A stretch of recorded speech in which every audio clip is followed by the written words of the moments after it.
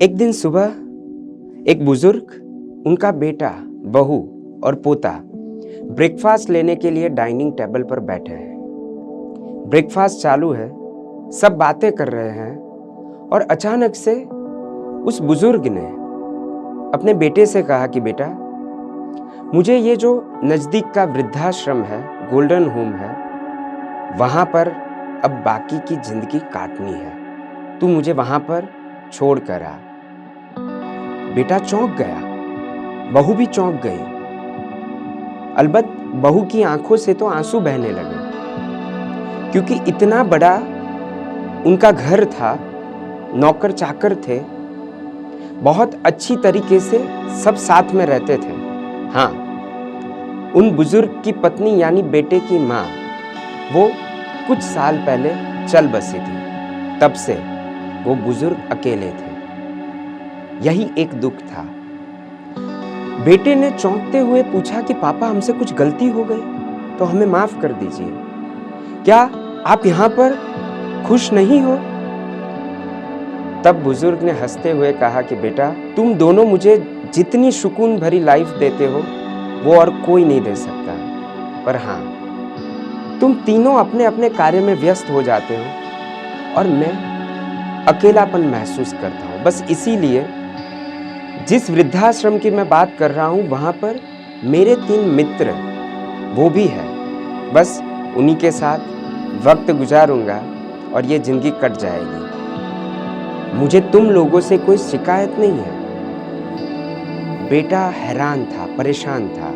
उस रात को बेटे और बहू को नींद तक नहीं आई। वो दोनों आपस में कुछ ना कुछ बातें कर रहे हैं और एक्सेप्ट कर रहे हैं कि हाँ, पापा की बात तो सही है।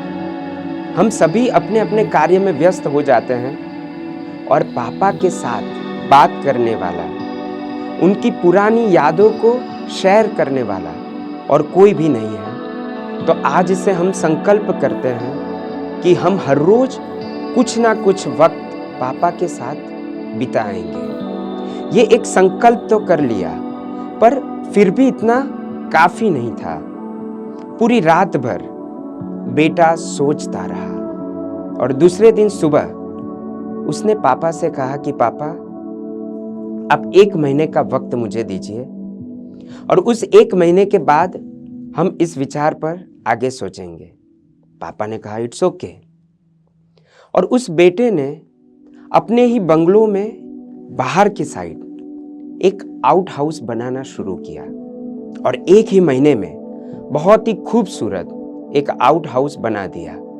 बहुत ही सुंदर इंटीरियर भी बनाया। इस पापा को कुछ पता नहीं है, पर वो बेटे से सिर्फ एक ही प्रश्न करते हैं कि बेटा, हमारा घर तो कितना बड़ा है और हम रहने वाले सिर्फ 4, तो ये आउट हाउस किसके लिए? बेटे ने कहा पापा, मैं 1 महीने के बाद आपको बताऊंगा। वो दिन आ गया। बेटे ने कुछ फैमिली मेंबर्स और रिलेटिव्स को बुलाकर उसी पापा के हाथ, अपने भगवान के हाथ रिबन कटवाई।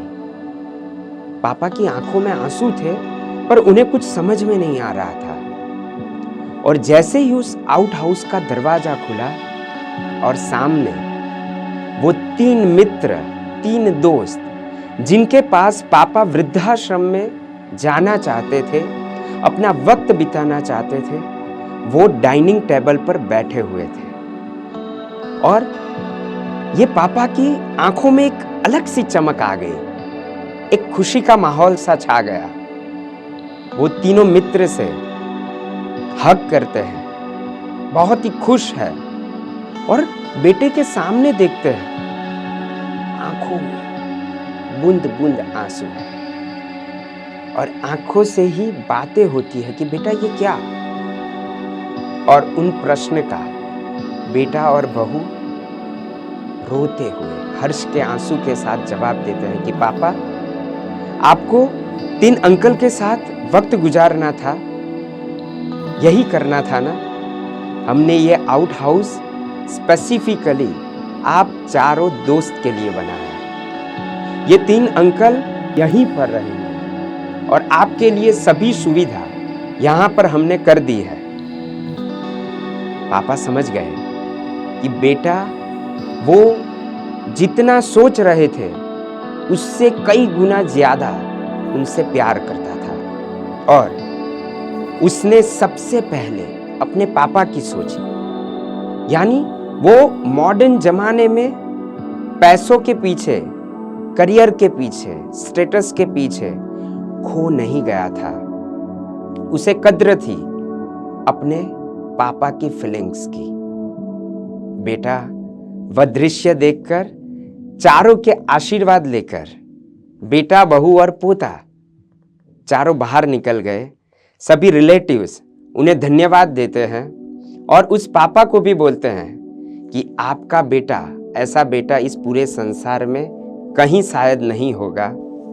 आप भी हमारे लिए दुआ करो कि हमारा बेटा भी आप जैसा हो और हम हमारे बेटे को आप जैसे संस्कार दे पाए। ये बातें सुनकर इस उम्र में उस पापा को अपने संस्कार पर गर्व महसूस हो रहा था और अपने लहू पर, अपने बेटे पर नाज हो रहा था। सभी रिलेटिव्स वहाँ से चले गए और चारों दोस्त वो हंसकर बातें करने लगे, एंजॉय करने लगे। दोस्तों, I love you mummy papa रिश्तों की महक के इस एपिसोड में बस मैं यही कहना चाहता हूँ कि हम सबके मम्मी पापा कभी ना कभी अकेलापन महसूस करते हैं। इस बेटे ने तो ये रास्ता निकाला।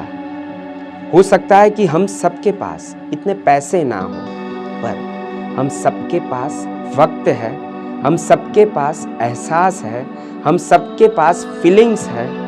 हम जितना भी हो सके उतना बेस्ट सॉल्यूशन मम्मी पापा के एहसास के लिए, फीलिंग्स के लिए, प्यार के लिए निकाल सकते हैं। उसके लिए सिर्फ पैसों की ज़रूरत नहीं है, हमारी नियत की ज़रूरत है, हमारी बिलीफ की, पॉजिटिव बिलीफ और पॉजिटिव सोच की ज़रूरत है। बस ऐसी ही स्टोरी के माध्यम से कैसे हम दो जनरेशन को बहुत ही करीब ला सके, उन दोनों के विचार और फीलिंग्स को एक साथ एकजुट कर पाएं और सभी घर में रिश्तों की महक फैला सके। यही प्रयास साथ मिलकर आगे के एपिसोड्स में भी करते रहेंगे। Thank you so much. आपको ये स्टोरी पसंद आई हो, लाइक कीजिए, शेयर कीजिए, कमेंट कीजिए, सब्सक्राइब कीजिए। कमेंट में ज़रूर बताइए कि कैसी लगी ये स्टोरी आपको, और भी कैसी स्टोरीज मुझे यहाँ रखनी है। प्रयास हमारा सिर्फ एक है कि हर घर में खुशहाली आए और सभी रिश्तों में प्यार बढ़ता ही चला जाए। Thank you so much.